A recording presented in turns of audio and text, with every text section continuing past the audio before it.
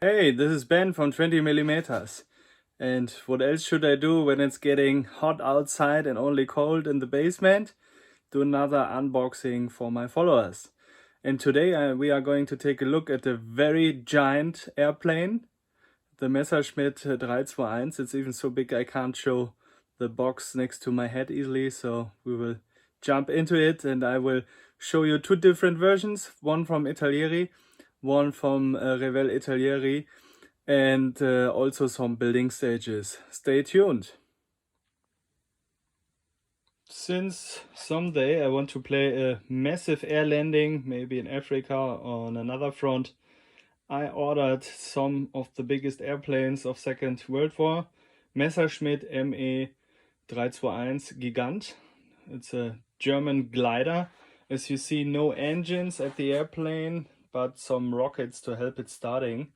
Normally it was pulled up by some fighters or the Henkel bombers. I also have it and will show it maybe another video. I got here a version from Italeri. The box has the number 115 in 1:72 scale.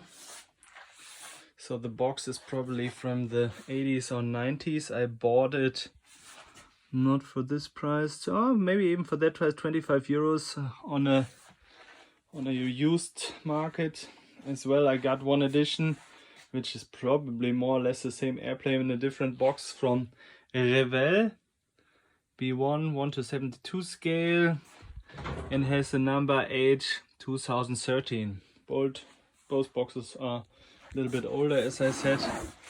Let's see if we get some more details here. 35 sounds more reasonable.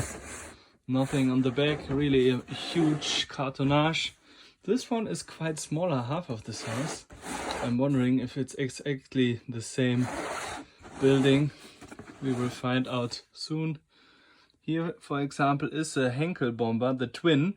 Very special building, which was really invented to pull up the Messerschmitt into the air after multiple fighters pulling it up always crashed into each other.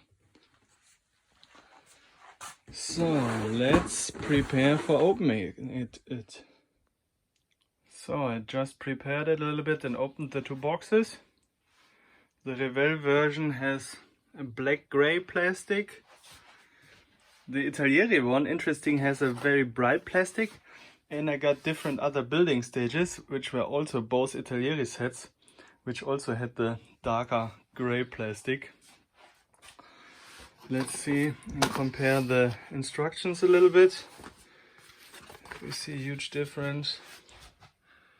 So kit number 115, H-2013. Picture even looks almost the same, so I guess it's really more or less the same kit. Let's just unfold the instructions a bit. As you see, you have a lot of tiny things to put under the flights here, under the wings, and I already lost a lot of them on the one I built, so you need to think if you play tabletop, if you want to apply all these small details or more focus on getting the bigger construction job done. You can build it either with wheels or with some slides for landing. So normally the wheels were used for takeoff and kicked out so that only it will land on the glides. Let's just do a quick check here, but I guess beside the fact that it's a bigger printed manual, it really looks the same. So if you have the chance, get the bigger box, you will have a bigger menu. Beside that, looks the same. So interesting, let's compare the content of both. So you get the upper and lower main wing together with the height control. Then you have the rear wings, also pretty massive big. These things are the rockets for shooting it into the air. Then you've got a lot of small parts which you apply to the wings. You have to see if you do it or not. And then you have the main hull, which is interesting to paint because it will get some windows and you don't want to paint the windows, obviously. And you have the wheels for starting up, some transparent ones, and which is really a little bit of pain is the inner side construction out of pipes. To stabilize everything, you really have to watch out not to break anything. You might here and there want to use wire instead of the plastic to fix things or make it more open. Let's compare it to this. Interesting. It's the same, but in white. Makes a little bit thinner impression to me. So the black one is not only a different color but a little bit thicker, and this is a little bit lighter. Then we go for some transparent inlays. The wings again. Okay, here I got still some decals in.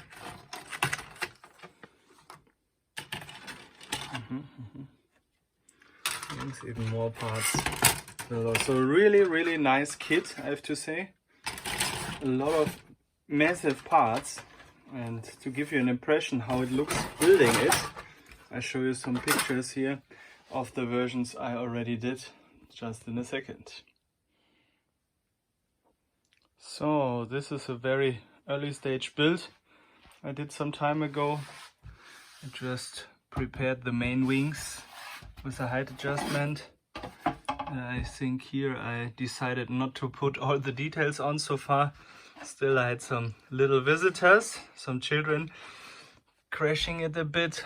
I also worked on the inner hull.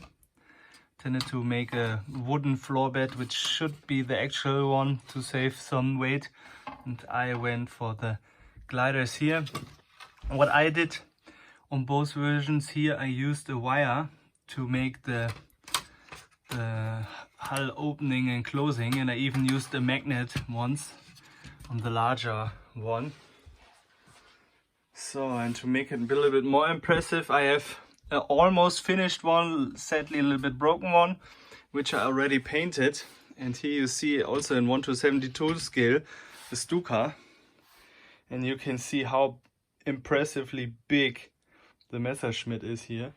You can even put in some smaller tanks or trucks, and normally when this wouldn't be broken you would have a really nice hull. I painted it in a green camo pattern here from above, and a little bit grayish, like sky gray from Tamiya, some color. I also used on the Stuka and was very happy about it. I used it for the lower part. Let me show you here. So if you go for more details, you can have a light gray, multiple grayish and whitish colors to have a really sky looking impression. So if you're looking to build something big in 1:72 scale, this is a really great kit. You probably will pay around 40 euros somewhere on the exchange marks like the Bay or something.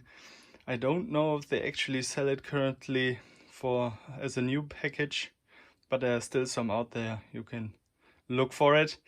If you like me to put up some more details about how I built it or how I built the next one, leave some comments and give a thumbs up if you like the video. Leave a subscription. We are almost at 500 subscribers. I hope we reach that target very soon. So this was it for today. See you on my next episode.